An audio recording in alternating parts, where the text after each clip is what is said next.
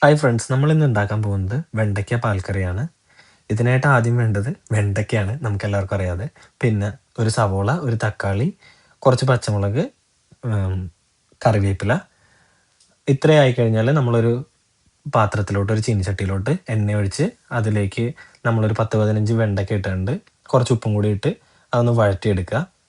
ആ സമയത്ത് വേറൊരു ചട്ടിയിൽ എണ്ണ ഒഴിച്ച് അതിലേക്ക് കടുക് ഇട്ട് കടുക് പൊട്ടി വരുമ്പോഴേക്കും നമ്മൾ അരിഞ്ഞു വെച്ച സവോളയും കറിവേപ്പിലയും പച്ചമുളകും ഇട്ട് നന്നായിട്ടൊന്ന് വഴറ്റുക. കുറച്ച് ഉപ്പും കൂടി ഇട്ട് കൊടുത്തു കഴിഞ്ഞാൽ അത് പെട്ടെന്ന് വാടിക്കിട്ടും.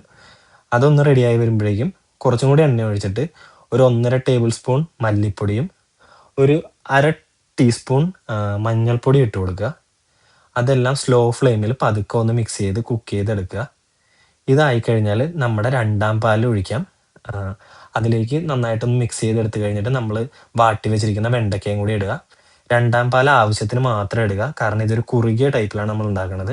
അതൊന്ന് സെറ്റായി വന്നു കഴിയുമ്പോഴേക്കും നമ്മൾ അരിഞ്ഞു വെച്ച ആ ഒരു തക്കാളിയും കൂടി ഇടുക. തക്കാളി ഇട്ടിട്ട് നമ്മൾ ഒന്നാം പാൽ ഒഴിച്ച് ചെറുതായിട്ടൊന്ന് ചൂടാക്കിയാൽ മതി, തിളപ്പിക്കണ്ട. ചെറുതായിട്ടൊന്ന് ചൂടാക്കി എടുക്കുക. തക്കാളി ഉടയാത്ത രീതിക്ക് എടുക്കുക. പിന്നെ ഇതിന് കുറച്ചും കൂടി ഒരു ടേസ്റ്റ് കിട്ടണമെങ്കിൽ ഒരു നുള്ളു ഗരം മസാലയും ഒരു നുള്ളു പെരിഞ്ജീരകപ്പൊടിയും കൂടി ഇട്ട് കഴിഞ്ഞാൽ കുറച്ചും കൂടി നല്ല ടേസ്റ്റ് ആയിരിക്കും.